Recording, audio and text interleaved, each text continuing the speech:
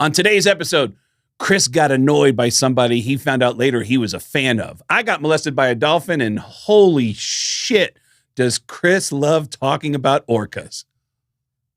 I love orcas.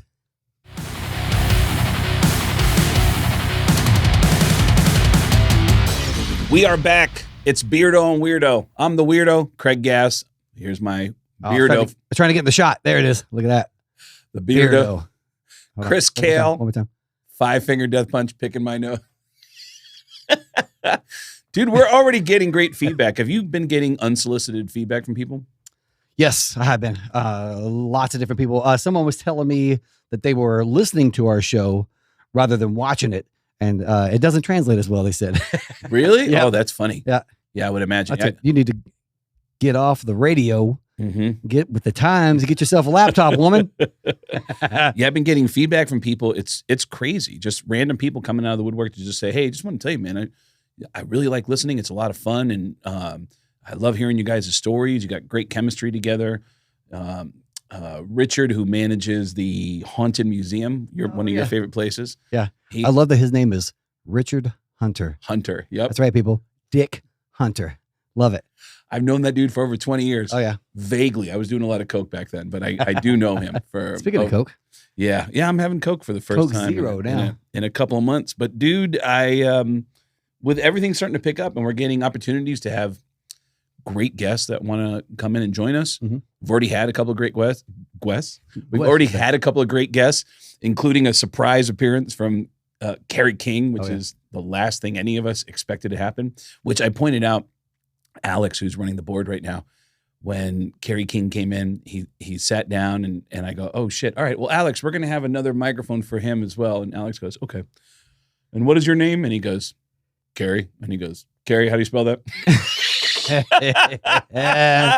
Yep. Alex had no idea a dude from Slayer had just walked in the room. Not just any dude, the dude, But Carrie King. If you get him talking about video games, though. Yeah. Woo! Yeah. That's a half-hour episode right there. But dude, with all the excitement that's happening and getting more guests that are coming in and some of the guests that we're excited about having on, we should get something for people to sign, like some kind of item. And I don't know. It's funny that you mentioned that, Craig, because I brought a couple of gifts. Shut up. That's what you brought in the today. I swear to God, I did not know that was related to what you brought in the thing. Not really, but I'm gonna force the seg there. All right. I guess it kind of is a little bit. It's more for an appreciation for the podcaster studios here for having us in, running the board for us, doing all the editing and whatnot. And as you guys know, I have been selling little miniature bases online. Yep. So I brought a couple of gifts here. Notice it is a Christmas bag. Christmas in July. It's July 2nd right now. We're taping on July 2nd. So been selling a lot of these online. No way. Wanted to give you guys, you and Matt can fight over it, which color you want. I got the no way. Yeah, little miniature versions of Show it up to the the Ash signature base that I have. Wow. There we go. I like how it blends right in with the black that I'm wearing all the time. I've seen you post about it, but I've never actually seen the items. Oh, no way. Little strings on there. Got these too, like little guitar stands as well. That's yeah, great.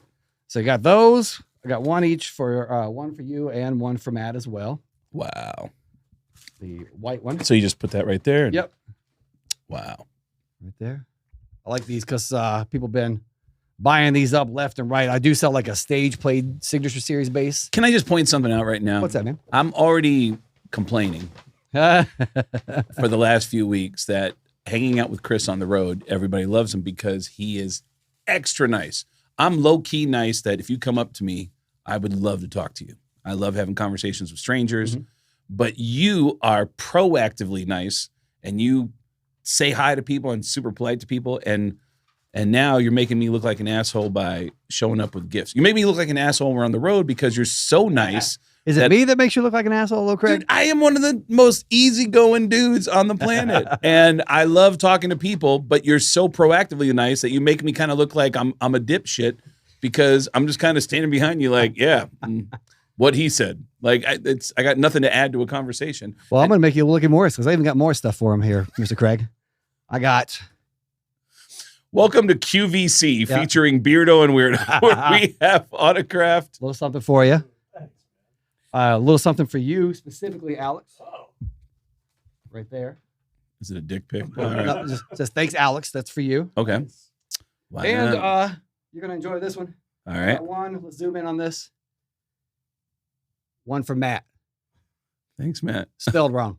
Yep. Matt notoriously loves spelling Kael, K-A-L-E. Matt doesn't ask anyone for help. Matt will not ask it. He'll just be like, I got it. And what's funny about it is that one of the names, which is clearly a name that you go, all right, I got to Google that, which is Yngve Malmsteen. Oh, my gosh. And he took it on authority from some random person that, not random, it's somebody that worked for Matt. He goes, well, he Googled it, so that's how you spell it. And it's like. One of my favorite ones was when you were like, hey, man, you spelled Bert Kreischer wrong. Oh, those were my favorites. Like, I Googled it, and it's K-R-E-I-S-C-H-E-R. And your response was? You spelled Bert with a U. Like, dude, and he misspelled it like 10 times in a promo. Me and Bert, and then Bert did this, and then one time Bert walked up. Anyways, Bert shows up. Bert will be back on the next episode. I even looked it up, and I was like, it's Kreischer's right. I didn't even notice the Bert part. Hilarious. So because I am an incredibly nice guy, I got you something little dude. What frames. The fuck? Frames to be able to put it in. That way you don't have to worry about going out and doing that. I also got a little something for Matt to remember how to spell Chris Kael. Okay. So that's for you, Matt. That is made by a super fan here in Las Vegas. He gave me a set of cards too. Tommy Carruthers is the man's name. Thank you, Tommy, for these. This is going to the podcast studio. Now, Tommy Carruthers knows this, so I'm not being an asshole by pointing this out. I've already said this to Tommy. Okay. He made cards for you. Yep. Cards for me. Laminated them. Really cool. It looked like baseball cards. And I was like, oh, man. And he goes, yeah, and this one's yours. And it said Greg Gass. And I went, which is a running joke. That is a legit thing that Artie Lang has been calling me for 20 years. Oh, that's funny. And he just goes, yeah, listen, Greg. And I'm like, and I don't even correct it. But there's been a couple times that Howard Stern has gone, did you just call him Greg? You know his name's Craig. He goes, is it? Nobody. Yeah, so. And then one more gift for our good buddy who also records his podcast here. I'm going to have you guys give this to him as well. It's a wonderful picture of me, you, and Mr. Josh Wolf. Oh, man, I love it. Yeah, what was the character that he played that one day? Oh, he had that Jimmy. Yeah, it was Jimmy. He refused to get out of character. We were at some charity event, and he refused to get out of character. That's from that. And all right, this whole segment is just Chris makes Craig look like an asshole. We get it. We get it. Craig, I got you something as well. All right. Your mail. Get the shit out of my house. Craig doesn't have a house because he is a real professional touring comedian, and I allowed him to use my address for your mail. So if you know, Craig. If you know who John Holmberg is in Phoenix, Arizona, the morning guy at KUPD, he has a theory that I am like John Candy in Planes, Trains, and Automobiles. But you've lost a lot of weight, though. I'm starting to lose weight. Yeah. That I don't have a home, that I have friends all over the country, and I can make cool shit happen. But the secret is I don't actually have any place to live, and that one day he's going to find me at a train station, and I'm going to tell him that Darcy's been dead for many years, and that I don't have a home, and I just carry a picture of Darcy with me everywhere. Yep, we've seen Darcy. You're going to be the one that gets killed. Come on now. But dude, you wanted to talk about. There's some cool documentaries. It's so weird that you mentioned this documentary because I haven't watched a documentary in months. And when I go to Boise, I always hang out with the Buckners. I hang out with Dave and Stacy, and we just do murder. We get pizza. Murder. We go swimming a little bit in their pool. Murder. We just want to watch murder documentaries. And I haven't watched any documentaries in 6 months. And there was a couple that popped up. One about the poop boat. The poop cruise. Poop cruise. Uh-huh. We saw that because that's only an hour. Okay. So that was, did you see that, by the way? I haven't seen that one, no. For no reason at all. They have all these different people who were on the ship that were agreeing to talk to the documentary people, right? And one of them is a woman who works on the ship who randomly just says, well, I could tell you there's a lot of sex going on, like, and a lot of the employees were all hooking up with each other. And it's like, wow, all right. And then they move on later in the documentary, and there's no other talk about sex. And then they go back to her, and she's like, yeah. And then when the electricity cut, I was in the middle blowing a guy, and it was like, See, What? now I got to watch. It's amazing. She's got nothing to do with everything else. That's funny. She randomly outs herself as someone who just needs like some medication for some bumps or something. Like it's such a funny random thing. But you saw the shark documentary? Shark Whisperer. And the reason I'm bringing that up is I went to Hawaii years ago, 2023. Is that when I turned you on to places to go in Kauai? Or? Yes. Okay. That was in. And I think I was on Oahu on this one is what it was. I don't recall exactly. But I went on this dive. And in Hawaii, there's this area where the currents come in. There's a lot of different fish. So there's always different types of sharks. So when we went there, the anticipation was that we were going to be able to see tiger sharks. Okay. Out in the wild, out there in the ocean, looking forward to it. Now, when we get on this boat, there is a dive master who's giving us all the instructions. Okay. And this one tall, pretty chick keeps on piping up. She's a photographer on the boat. This is in Kauai, right? Yes. Okay. Yeah, Kauai or Oahu. I can't remember which one. Okay. Yeah, but she was this pretty blonde girl kept on piping up. And the pretty blonde girl is a passenger. She's a paid, she's a photographer on the boat. So she works for the boat. Okay. Works for the boat. Okay. This dive master keeps on trying to tell us the instructions. They're giving you, you're getting ready to get in the water. Yeah. With tiger sharks. Right. And again, this girl keeps on talking. I'm like, will this bitch shut the fuck up? All right. I'm trying to get my instructions over here. Yeah. So we jump in the water. The photographer is also in the water with us free diving. So she doesn't have any scuba gear on her whatsoever. Diving super deep in there, getting great shots and whatnot. And, I'm looking for the dive master. I don't see the dive master anywhere. This photographer girl keeps on diving down. She's like pointing out different stuff. I'm like, man, this photographer girl really knows her stuff. Mm-hmm. So we get up out of the water after diving.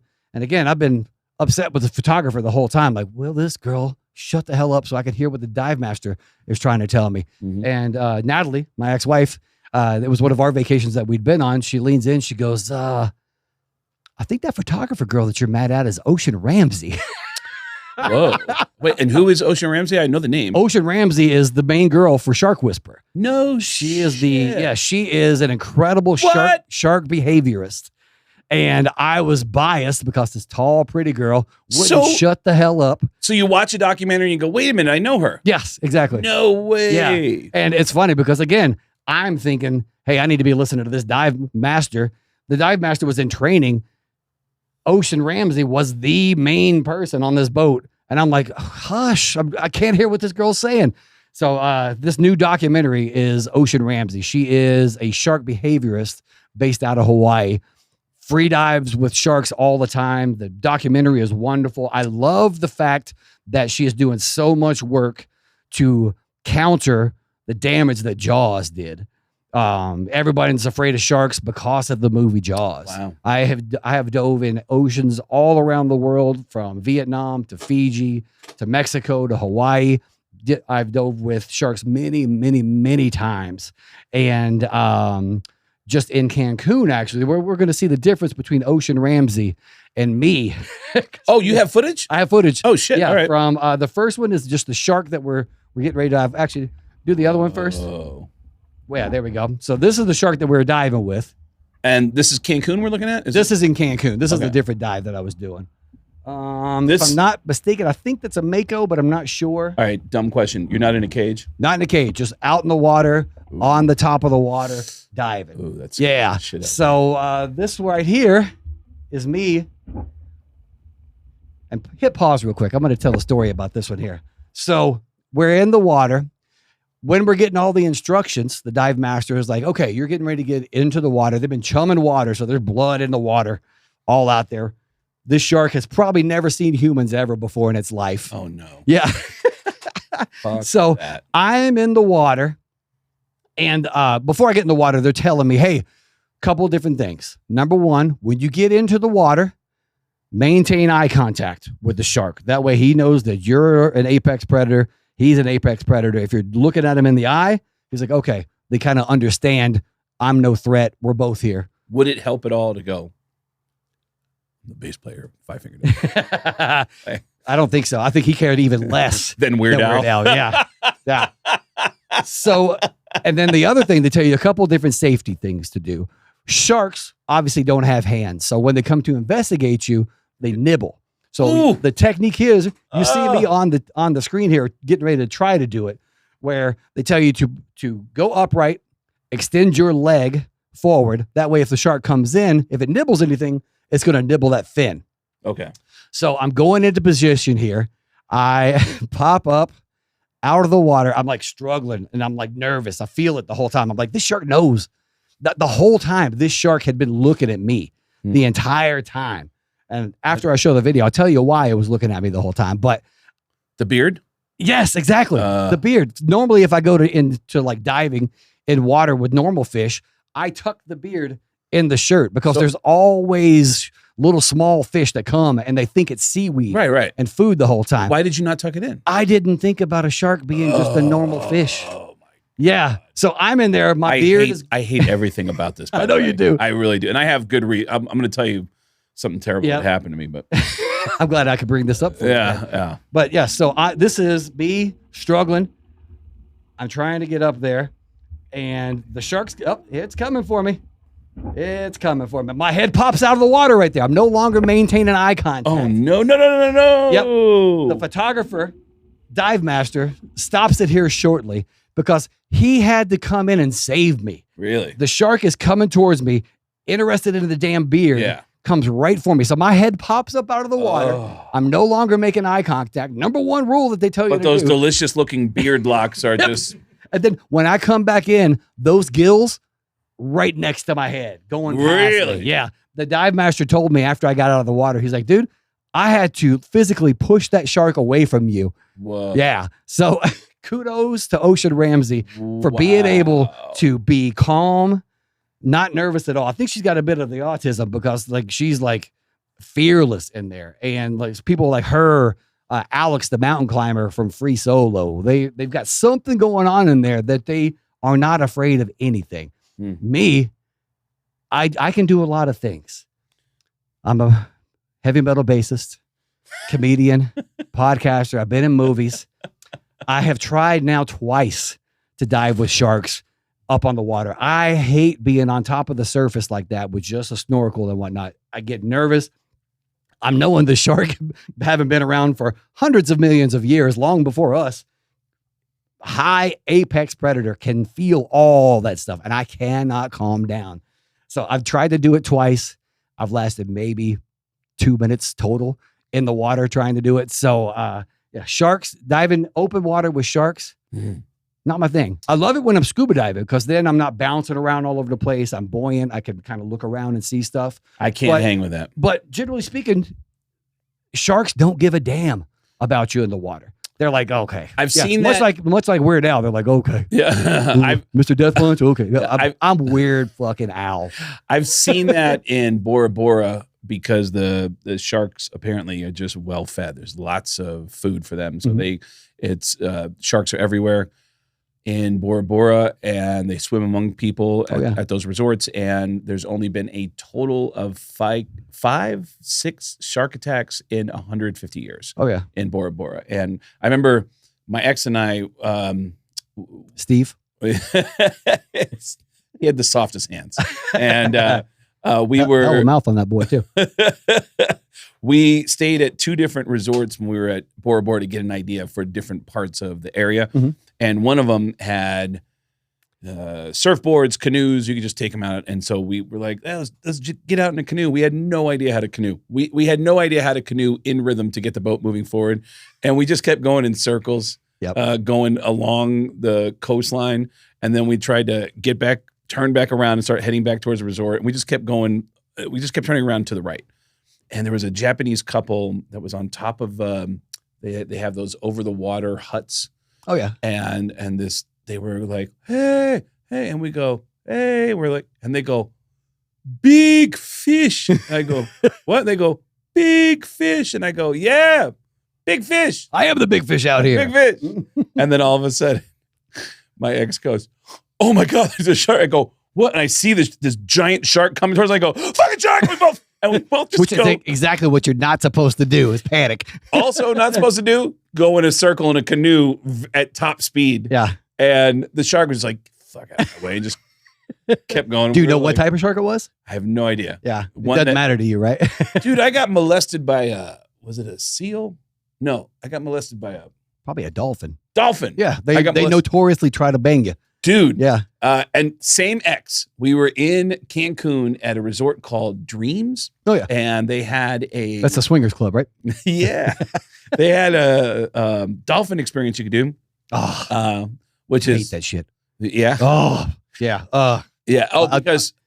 Because they look so damn depressed in there. Just see them circling. I went to, I don't remember where it was, but it was one of those things where I got an excursion where you go to a couple different beaches, and one of the things was a dolphin experience. And I thought it was going to be like swimming in the water with dolphins. They're in a cage, essentially. I'm like, oh, yeah, I hated that. I did not get in the water with them. I didn't go over there. I know other people were excited about it and wanted to go over there, but I hate that shit. Yeah, we hung out with the dolphins, they do a couple of things where, you pet the dolphins, you feed the dolphins, and then the last part of the experience is you get out into the middle of the water, spread your legs out. Yeah, baby. Go like this, and then 2 different dolphins come up, and they each grab 1 foot, and they just start pushing you it's at such a great speed that you actually start to come out of the water. So what you're telling me is you got DDP'd, double dolphin penetrated. Yeah, I'll be here all week, guys. I go out there, and they had. I think I was the last one to go. Everybody had done it except for me, and they're like, "Okay, now you come over here." And I went out, and I put they go, put your arms out and spread your legs out, and then one dolphin just went right past me, and then all of a sudden the other dolphin just started to slide up behind me, and then got right on top of me, and I was like, whoa. And my buddy Scott, I'm sure he still has the picture. He was taking pictures and going, the fuck? And I remember going, like, what the? And the woman who was running the experience went, oh, he likes you. And I was like, what? And then I was like, is that big fish? Yeah. Big fish. Big fish. And I was like, what? Yeah. So I got molested, man. Dolphin tried to penetrate me. Yep. And I don't trust any sea creatures now. Yep. And now he's a stand-up comedian, my friends. Yeah. Yep. Yeah, I've had a lot Who the dolphin is? Yeah. Yeah. No, he's getting out of jail like Diddy these days. Yep. That's crazy though that you had that woman on the experience and you're like, this fucking bitch. And it was Ocean Ramsey. Yeah. And then you watched the documentary. It was me in my head judging this beautiful girl. Like, oh, just hush. Just take your damn pictures and let me listen to the dive master's instructions. And the whole time, Ocean Ramsey, the #1 shark behaviorist in the world, who has a brand new Netflix special called Shark Whisper. Is that the biggest fuck up you've ever had no. in talking to somebody and being like, all right, leave me alone. And then you find out, you know who that person was, right? I heard about a story involving a couple of my band members that you'll love. Okay. So they were watching Them Crooked Vultures. Okay. At Download before I joined the band. It was Ivan and Jeremy were together. Ivan, our lead singer, Jeremy, the drummer. Them Crooked Vultures is Dave Grohl. Dave Grohl. I believe Josh Homme from Queens of the Stone Age is in that band, as is John Paul Jones from Led Zeppelin. Oh, that's right. Yeah. So they're watching Side Stage as Them Crooked Vultures is on there, and Ivan's like, "Who's the old guy on bass?" And Jeremy's like, it's only John Paul Jones. And Ivan goes, who? Oh, wow. Jeremy goes, Led Zeppelin? Oh, you should have started with Led Zeppelin, he said. He had no idea. Man. Yeah. Speaking of which, have you watched that Led Zeppelin documentary? I told you to watch it when we were on our way back from, what city did we go to? That's right. As just much like Weird Al, I pay no attention.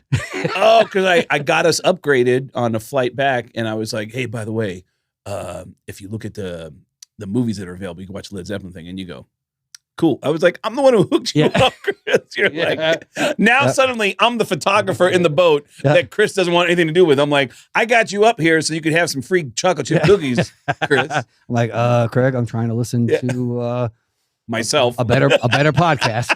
I downloaded it on Apple podcast. That Led Zeppelin documentary is amazing. My God. I mean, I need to practice more. Just those dudes It's an incredibly sounding documentary. I loved it when they're in the first time Led Zeppelin is being played in front of these crowds over in England. Right. And just to see everybody going. Yeah. Loud. Yeah, the little kids. Too loud. Yeah, it's an incredible look. I love all those documentaries. Like that one's wonderful, as is AC/DC Family Jewels. Have you seen that box set? No. They got AC/DC playing in like a high school gym. Really? Oh, it's incredible. I didn't even know about that. Yeah, it's wonderful. I think it's called Family Jewels, but I'm not sure if I'm getting it mixed up with the Gene Simmons show or not. But what? Yeah, well, Gene's show was called Family Jewels, but it's fascinating to me that some of these classic bands actually saved footage. Like I remember from that Rush documentary, Alex Lifeson managed to have the wherewithal to film himself talking to his parents when Alex Lifeson was a teenager and telling his folks, "I'm not going to go to college. I want to start this rock band and start touring with this rock band." And this is like early 70s the footage has to be from. And his parents like, "I don't think you should, Yeah. I mean, it's crazy that he managed to capture that conversation. Speaking of stuff like that, when you were growing up and you decided you wanted to be a comedian, what was your parents' reaction to that? Did you ever have like the big moment where you was like, "Hey, Mom, I'm following my dream. I'm moving to New York. I'm doing this." You know what's weird is my mom never, there was one time when I was like 16 or 17 when she tried to stop me. And I'm actually embarrassed to say this. She goes, "This is perfect podcasting. Let's go." She goes, a friend of mine said, "Hey, meet me in Los Angeles. I'll take you to this thing called the NAMM show." And I go, "What's the NAMM show?" And he's like, "It's every musician in the world comes out there. And it's like everybody in the industry." And he said, "I'm friends with Sam Kinison. Sam Kinison's going to host a party. And we're going to hang out with Sam Kinison." And I was like, "What?" And then he told me some of the musicians that were going to be there. And I was like, well, I didn't want to be a comedian back then. Back then, I wanted to be in the music business. I desperately wanted to be in the music business, which, by the way, I dodged a bullet because I wanted to be in the music business. You've heard all my stories, you know. Right, true. And to be in the music business, my reason for it is because I loved it. I loved music. So in my mind, if I'm going to work in the music business, I would end up being friends with my favorite musicians. And I ended up doing comedy. And doing stand-up comedy, everyone wants to hang out with a comedian. Oh, yeah. Like athletes and musicians, everybody's like, "Dude, come hang out with us after the show." And then you realize that bands are divided.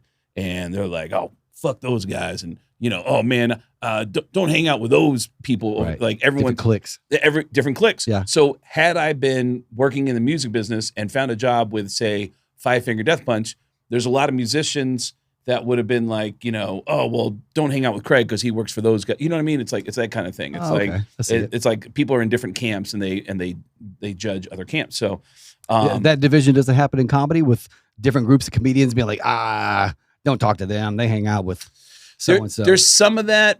You know what? Yeah, there's definitely some of that. Yeah. But it's not as, I guess you could say, like when Josh was here, we had Josh Bernstein and he was talking about how he had put together this crazy lineup that was also going to include Ozzy and Dio in the same night.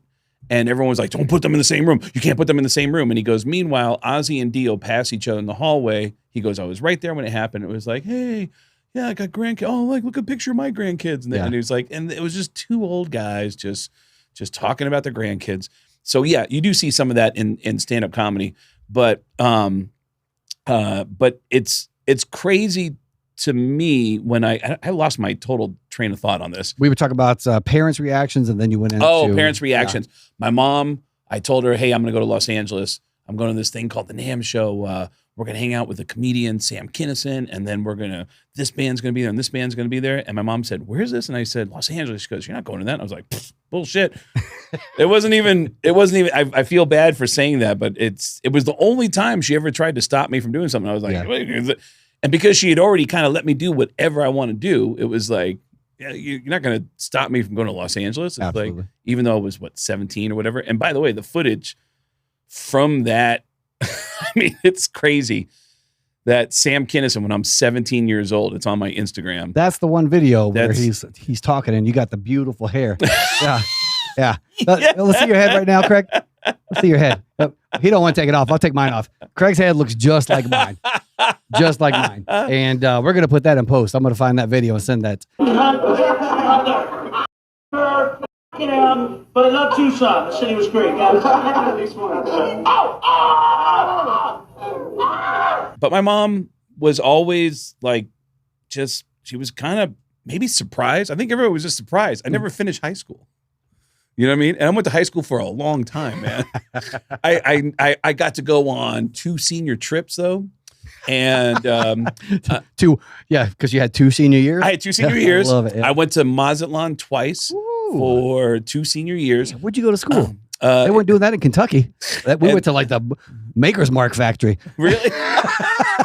Yeah, I got to go on 2 senior trips, and I also attended the reunion for each of the senior years I was a part of. Yeah. I went to the 10-year and the 20-year. Yeah. Even though you didn't graduate. Even though I didn't graduate. I love that. It's like, hey, what's up? It's me again. Yep. Remember when I didn't graduate? Now I'm on the Howard Stern show. Yeah. So Still don't have my diploma. I just never, Yeah. You said you never finished high school? I got my GED actually. When I was in 11th grade, I remember I was in advanced classes and just my ADD, I could not deal with the pace of things. I'm like, God, shut up. Let's hurry up and get this done. Why are you asking stupid questions? I know the only reason you're asking questions is to make sure the teacher knows you. Shut the hell up. You don't give a damn about this. You're just trying to get in the teacher's head and get yourself an A. So in 11th grade, I realized, hold on. I can get a GED, not have to go to school the last 2 years, junior and senior year, and just play music in the attic. So and then still could be able to go to college if I want to. So that's what I did. I got my GED. And then you went to college? I went to college studying. Oh, shit. I wanted to be an early elementary school teacher. 4th grade is what I was going to do. Whoa, yeah, really? Yeah, because you see so many kids without fathers and whatnot. And I knew I didn't want to have kids. Yeah. But I wanted to be like a positive male role model for kids who weren't. Wow. Yeah. See, there's that nice guy. Even back then, Greg. Oh, what an asshole. Yeah. God, good Lord. I wasn't saying that to brag, but that's funny that it came up just like that. I was, I got bored. I was just bored in school. Yeah. I couldn't pay attention to save my life, and I would hang out in the back of the class. How many hours would you say, or how many days were you on a desk in the hallway? Because I got in trouble? Yeah. I served in school detention a couple times. I hung out there was one guy in our school that was a bully. Mm-hmm. And there was, when I was in junior high, you'd hear urban legends about what's going to happen when you get to high school. Did you get that? Like when you get to high school? There's a Chester at every school. Yeah? Yeah. You know what his last name is. Well, we didn't hear those kind of stories. This is what we heard. Kentucky, man. When we're in junior high, we would hear, I remember when you get to high school and you're a freshman, people are going to find out you're a freshman. They'll beat you up. They're going to take you in the bathroom, swirlies, take your head, shove it in the toilet, flush the toilet, make your hair, and it's called a swirly. And I go, why are they going to do that? The good old days, man. Because it all started for me. Because you're a freshman. That's what it's going to do. And I remember one of them was then they'll make you go out to the track, and they put Twinkies underneath your armpits, and you got to run all the way around the track for like an hour. Yeah. And then you got to eat the Twinkies. And I was like, what? Why'd you tell all these kids that? Yeah. And there was one rumor. It's a black guy. He's got one arm. And his other arm is like a half arm. He's got a stub. And he just beats the shit out of people with that stub. And he actually beat up a teacher, got put in jail. And I was like, what? Like, yeah, you can watch out for that. I go to high school. I had migraines every day. Really? Thinking like, I'm gonna eat dirty Twinkies and my head's gonna be in the toilet. I was scared. I was get beat up by one armed black man. Yeah, I was, and nobody forced my head in the toilet. That's how the fugitive started. Nobody made me run around the track with Twinkies. And like after 2 weeks, a police car pulled up in the parking lot of the high school, dropped off a kid with a black dude with one arm. And I'm like, what? No way. And he was for real. And he was ferocious. Mm-hmm. He was a kid with a bad temper, and he would mess people up with his stubby arm. And he had legit beat up a teacher. And thank God that dude thought I was the funniest guy in the world. And he'd hang out with me in the back of the class, and I still credit him with one of the best pieces of improv I've ever heard in my life. I remember the teacher was Mr. Caruso, and I sat in the back of the class with the bully dude. Yep. And Mr. Caruso goes, class, can I have your attention, please? And there's a woman standing next to him, a student. And he goes, we have a new student joining us from another school. She just transferred from Canyon del Oro High School. And as you know, first day of school can be very hard on people. So I want you to make her feel welcome. Everybody, please say hello. I'm sorry. What's your name? Everybody say hello to Luba.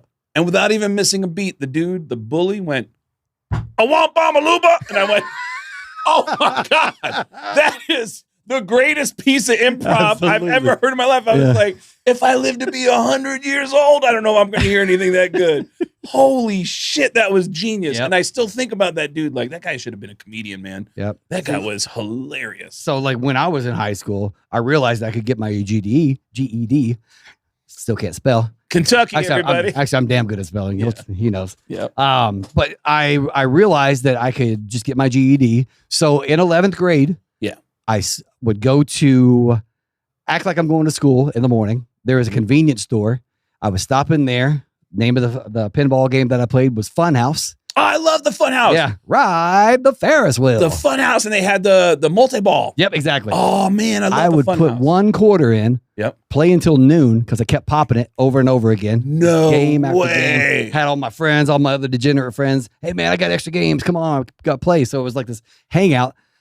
The only class that I went to was the noon home ec because I was the only guy in that class. I was saying girls. So I could go flirt the whole time. I would then, after that, I lived maybe 5 blocks away from my high school, Lafayette High School back in Lexington. Mm-hmm. And so I would walk back home, get to my house at 1:30.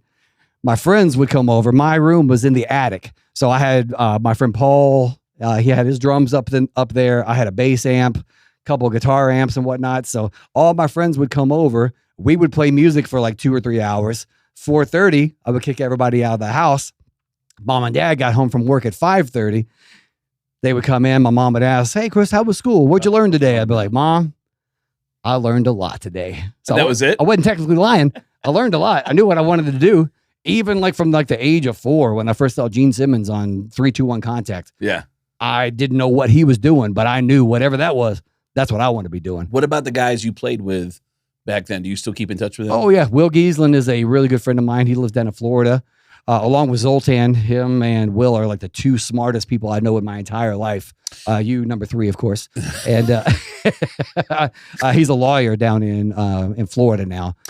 Paul Bishop, Paul Bishop, he is still living in Lexington, real good friends with my dad. They go out and do like trivia. Get out of and here. Whatnot. Yeah. So was there ever any kind of like along the way when things started to happen for you? Were there any musician friends back in Kentucky going, hey, dude, how about me? Like, get me an audition? When I got the contract from Five Finger Death Punch, I'm like, who do I know that can look over this thing for me? Florida. Yeah. I called Will. I was like, hey, man, I just got a new gig. I can't say who it is because I was under like I couldn't say anything until they announced it. Oh, okay. So I was like, I can't say anything about who it is, but I want to send this to you so you can look over it. Mm-hmm.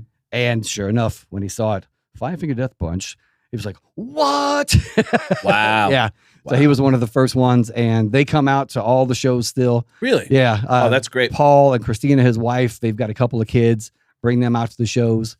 Yeah. So still very close with that whole crew. People who knew me growing up are surprised that I ended up doing anything. Yeah.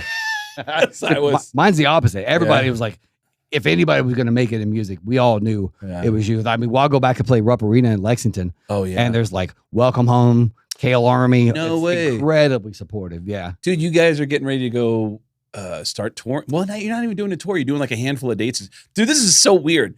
We're hanging out together on an off year. Yeah. And it's going to change soon because I would think, because, Five Finger Death Punch is a massive band and you guys... Was that you saying how much you hate hanging out with me in your off time? I don't want to. But for those listening at home, I was crossing my fingers. How do you prepare for, I guess, what is it, like a half dozen shows you're doing? Yeah, I think I've only 5 from what I remember. 5 shows. Yeah, and then in the middle, you and I are going to Anchorage. Oh, yeah. We're going to do the shows in Anchorage at Coots. But my sister will be at that because she lives up in Alaska now. And she's coming after that show. Yep. Is she flying down or driving down? I think she's driving down from what she said. Yeah. That is a rough drive. Yeah. She I did that once. Talks about those roads all the time. Yeah. But yeah, we go back out. I can't remember the dates. You can go to fivefingerdeathpunch.com to check those dates. I know the first one's in Milwaukee. We're going to an arena there. And it's us, Marilyn Manson again, and a funeral portrait. So I'm really looking forward to that. Okay. Followed by another show in Wisconsin, big festival. We're also doing Sturgis, which I'm really excited about. There is a motorcycle charity ride that I'm doing while I'm up there. Nice. I'll have them put the information on that as well, so you can sign up for that too. Come out, raise some money for veterans causes out there. And also get to hang out with me and ride some motorcycles. By the way, when you say we're going to put that information right here, when I go and review the episodes to get ready to pull clips and stuff, sometimes you go like this, nothing happens there, and then sometimes Alex is here right now. I know Alex is here, and then sometimes you go like this, and it'll be like, boop, boop, boop, and it'll pop up, and I'm like, oh shit, yeah. all right. Or go to getgas.com, GETJASS.com, and then just get gas like petrol. For our English listeners out there. Yeah, dude. And then we've got some other shows too. We've got, we're doing Rocklahoma this year, which I'm really excited about. Yeah. And I think that's the extent of them off the top of my head. Oh, Incarceration, where I'll be seeing Joshua Bernstein again. To go do the haunted tour. Yeah. I have been to this place. When Josh was here, he said, I do these tours of the prison where they film Shawshank, and we do like these ghost tours. And I'm like, oh, that's cool. And he goes, yeah, we go in at night. And I go, wait a minute, you're actually in the prison? He goes, we go in the prison, no electricity. And I go, whoa, I would actually, and you guys connected, and he's taking you to do that. Even before that, he goes, yeah, I'm going to see you there. I'm like, yeah, we're playing there. He goes, no, you're doing one of the tours with me. Yeah. No Yep. So I get to go in there. Yeah. Because I am the bass player, and I don't find out anything other than through people like Josh Bernstein. Well, you're anybody in the organization. You're a fan of Zach Bagans' Haunted Museum. You're like, that is, for years, I've known anytime somebody says something to Chris about like, hey, if I'm coming to Vegas for the first time, which I do, he's always says the number one, and you've tweeted about it, number one thing you should do in Vegas when you get here. I've X'd about it, Craig. Yep. Go to the Zach Bagans Haunted Museum. Yeah. Darcy wanted to go, and I was like, ugh. And then I was like, all right. She wanted to go for her birthday. It's like, all right, let's go. And we went, and there's some creepy shit in there. Like, the Haunted Museum is no joke. It's actual artifacts from serial killers, from does Ted Bundy have some stuff in there? Ted Bundy's got a thing in there. Jack Kevorkian's got some stuff in there as well. Kevorkian. Don't say too much, because I want people to go see this. Yeah, because it is awesome. I'll tell people every time, go to this thing, because what you associate with some of these people, they have the actual items there. Yeah. It's crazy. And haunted artifacts that people have been possessed by. Ed Gein, the what's the name of the clown that he would always make paintings of? John Wayne Gacy. John Wayne Gacy. Yep. And you know how excited I got when I remember that name. Yeah. But yeah, John Wayne Gacy. So going to Shawshank late at night and without the electricity. But it's called the Mansfield Reformatory. Yeah, Reformatory. That's what it is. Yeah. I mean, it's that movie was filmed there. The Shawshank Redemption was there. Godsmack filmed the video for Awake, maybe. Oh, really? There as well. Yeah, and it's cool. I mean, it's I've gotten the tour there before, but nothing like the guided ghost tour that we. So how do you prepare for getting out and doing, like, do you prepare at all, since it's only going to be 5 shows? Like when do you start picking up the bass and going back over the music? Never? Day of. Yep.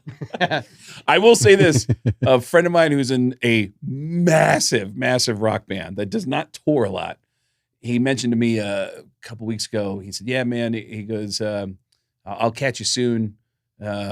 We got some rehearsals coming up. And I go, oh, cool. How long are you guys rehearsing for? And he goes, well, we're supposed to rehearse for a week. And he goes, but we'll probably do the same thing we always do, which is after a couple hours, we'll be like, we got it. We'll get sound checks when we get there. Yep.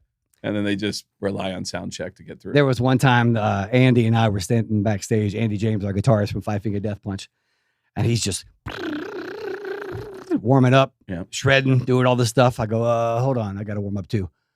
Boom! I'm good. I do more weightlifting than I do practicing back there. That's hilarious. It's important. Got to get out there. I noticed that with Kerry King. Whenever I would see him backstage at shows before a Slayer show, he's always on a guitar, just constantly. Yeah. Actually, I guess a lot of guitarists are usually doing that. They're warming their fingers up. Yeah. So I'm back there talking, shaking hands, having guest experiences. Hey, what's in catering? Oh, what's... When you describe that thing about watching a documentary and going, oh man, that's the girl that I talk shit about. I went to go see a show last night with Darcy called The Mentalist. I think it was called The Mentalist. And before the guy comes out, they do a little photo montage. And I'm looking at the photos going like, well, that's weird. There's a photo of the guy with Howard Stern. And I go, wait a minute, how did this guy meet? And I go, oh shit. And then he walked out on stage and I was like, oh, we've been to this guy's house. I remember meeting him once here in Vegas. That is like next level of magic, to be able to just get random people together and essentially seemingly read your mind. I don't know how they do that. How they get information. Like he just, he got random people. Before the show started, you had to write down your name and a fact about yourself, just a fact about yourself. And then one other thing, which was you put your name and your credits on there on yours. I would have. Chris Kael, 5 Figure Death Punch. Please recognize me. Put a little fold in the paper so that he picks that one up first. And he comes out and he goes, knows Weird Al. He goes, it's callback, people. He was actually blindfolded when he did this, and he said, "Is somebody with the letters JK? Okay, yes. Is your first name blah blah?" And she goes, "Yeah." Is your last name blah blah? And she goes, "Yeah." And I'm like, "All right." And she goes, and the guy goes, "Is your husband's name? You're married?" And she goes, "Yeah." Your husband's name is blah blah blah. Yeah. And you have 5 children? And she goes, "Yeah." The oldest one is named Casey. And she goes, "Yeah." And I was like, what the yeah. It was getting to a level that was like, how do you, I don't understand that. So what you're saying is Brett Michaels' assistant works for the Mentalist too? Yeah. The Brett Michaels story, which was that, and it's funny because I wasn't trying to bag on Brett. I was saying I love the way Brett Michaels lives his life because he always has somebody next to him going like, all right, this is Craig Gass. He works on the Howard Stern show. He's done voices for Family Guy and he's opened for you once before. Like, all right, hey, Craig Gass, how you been, man? Dude, remember that one time you opened for me? How's Howard Stern doing, man? And I'm like, what the fuck? You remember that? Oh, he has an arm talker too. Yeah, I love that. Yeah, man. What's happening? How you doing, Craig? And I'm like, wow. And then you realize there's somebody whispering in his ear. And that was the conversation we've been having for the last couple episodes. And then Chris and I have dinner with some dudes from Night Ranger before, as you saw, Chris got to go up on stage and play with Night Ranger. And while we're talking, someone goes, yeah, I'm texting with Brett Michaels right now. And I'm going to tell him I'm hanging out with you. And I go, don't tell him you're hanging out with me. Yeah. And then he shows me the text and it said, oh man, Craig Gass is cool. Tell him I said hello. And I was like, let me read that text. I was like looking for him to go, who? Yeah. Exactly. And then he could explain, Craig, yeah, he works with Howard Stern. He did a couple episodes of, he did one episode of Sex in the City, like whatever. And it, legit, the guy actually responded, man. Brett Michaels is the man. He is the mayor of rock and roll. I loved being around that vibe. What do we? It reminded me of myself. I'm like, I don't remember names or faces, but I'm always interacting and just like being the host back there. Anything you're excited about doing when we get to Anchorage? I know I'm going to try to stay an extra week, I think, and stay up there. Yeah, because again, my sister lives up there, so she's coming out to. I think when we first get out there, I got to talk to you about it after on air to find out what our schedule is going to be that week. Okay. But then the following week after we do the show Friday, the show Saturday, and the live podcast on Sunday. Yep. Then I'm going to stay through Friday, I think, and just kind of bounce around and check things out. I mean, like we were talking about all the ocean stuff in the very beginning. I'm a huge, I love orcas, and they should be in that area around that time. Get out of here. Yeah, so, yeah. I've got a great video of when I was in Monterey, California, I think, and we were on the boat. It's a photographer friend of mine. We're going out. I just gotten back from Cabo and had an incredible whale watching experience down there. I mean, there had to be 100 breaches of whales jumping out of the water. Really? Splash. It was incredible. Okay. So we get out to the boat in Monterey, I think is where it was. And we see like a couple of whales. I'm like, oh, here we go. I mean, this is going to be a fun ride, but it's not going to be Cabo. Right. I was wrong. He comes over to me after we do this first little stop. He said, hey, man, there is a group of orcas that's attacking some whales right now. Whoa. Yeah. It was a hunt, an orca hunt. Whoa. So it was me and Natalie again on that one. And I don't tell her where we're going because I know she's like going to freak out once we get over there because she loves orcas and whatnot, but is very attached to like animal suffering and like automatically cry. I'm like, I'm not saying that's who I needed when I was getting molested by the dolphin. Is Natalie going, no, leave him alone. This is not the way he's supposed to be his first time. Dolphins are all high-fiving each other. Yeah. Like, fuck. You're like, get the picture. Get the picture. That's why his arms were out there. He was talking about that. Get the picture. Come on. Did you get that shot of that dolphin molesting me? Yes, it's $85 and we can give you a frame. Like, oh man, you assholes. But we start going over there and it's a good, he tells us it's going to be like 40 minutes till we get there. Okay. So, no, Natalie knew what was happening.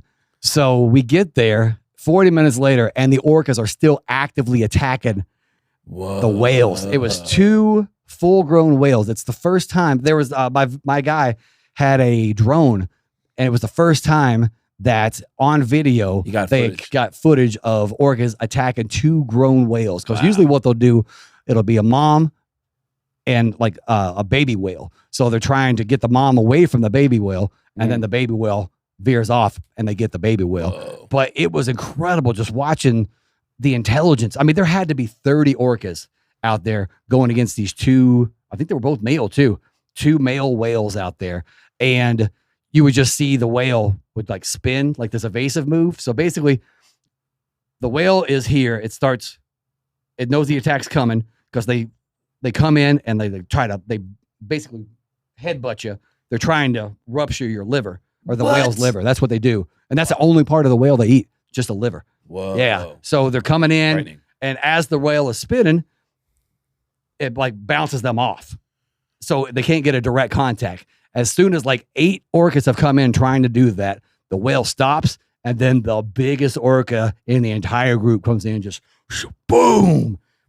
You saw it? Oh yeah. Yeah. I saw and how's Natalie reacting? She was crying the whole time because it was 40 minutes. She thought for sure the whales would be dead and it was just going to be a feeding. Right. She didn't realize we were going to be seeing the active attack. Wow. The good news is, though, both those whales survived.